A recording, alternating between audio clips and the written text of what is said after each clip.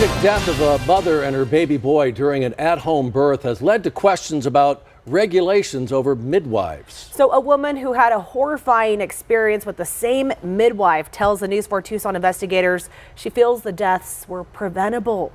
News 4 Tucson's chief investigative reporter Cora Nylander has the latest in tonight's News 4 Tucson investigation.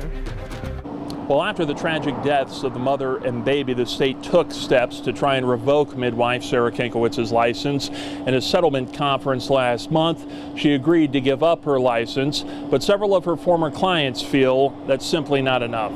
Parker Terry and his wife Jordan were madly in love, planning their lives together in Safford. Parker had a son from a previous relationship and Jordan had a daughter. In December, they were expecting their first child together, a son named Mac. But all those hopes and dreams ended in tragedy. I think the world lost one of the greatest human beings ever. Jordan, a registered nurse, had aspirations of becoming a midwife, but questioned how she could do it if she's never gone through it herself. So for the birth of Mac, she turned to certified midwife Sarah Kinkowitz out of Phoenix. All seemed well at first. Then when I started getting in contact with our midwife, that's when the oddities just kind of started. The time came when Jordan went into labor. Parker says Sarah took her time traveling to them and sent over an assistant who he learned later wasn't licensed. That was an oddity. Sarah ended up showing at my house 6 hours later. Then it became clear to Parker his wife wasn't well, but he says Sarah assured him everything was fine. Jordan wasn't doing okay at all, was she? No, there's a reason she was losing blood or losing color in her face. It's because she was losing blood.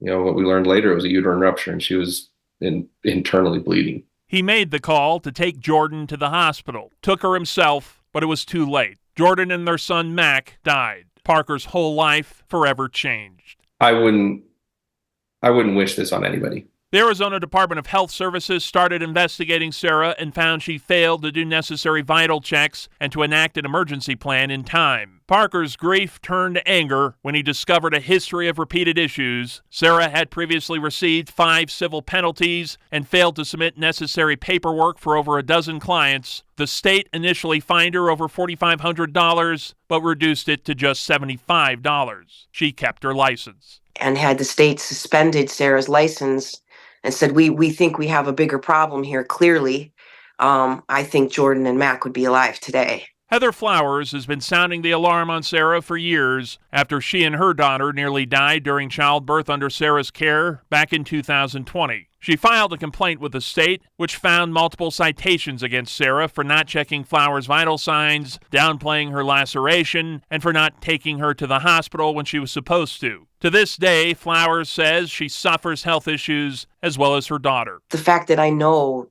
Jordan didn't have to lose her life, it's just painful. In May, the state informed Sarah it intended to revoke her license. Last month, she settled by giving up her license and agreeing not to be a midwife for 15 years. My main concern is that she will continue to practice unlicensed. That is something Flowers said she learned is common in Arizona. The News 4 Tucson investigators found social media posts from Sarah's business, Firefly Birthing Services, back in November, just weeks before Jordan's death, where she made light of a fine from the state and questioned why she goes through the trouble of having a license. It really, I think, shows the type of attitude in general that I don't have to follow the rules. For Parker, he just wants more regulations to try and prevent so many repeated errors. I mean, the lack of accountability, the lack of regulations is appalling.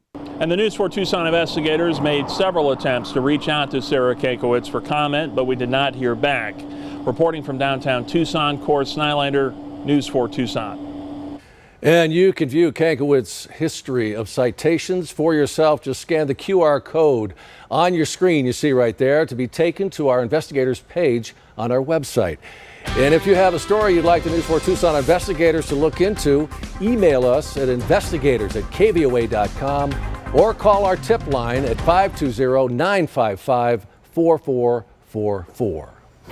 Storm Tracker 4G meteorologist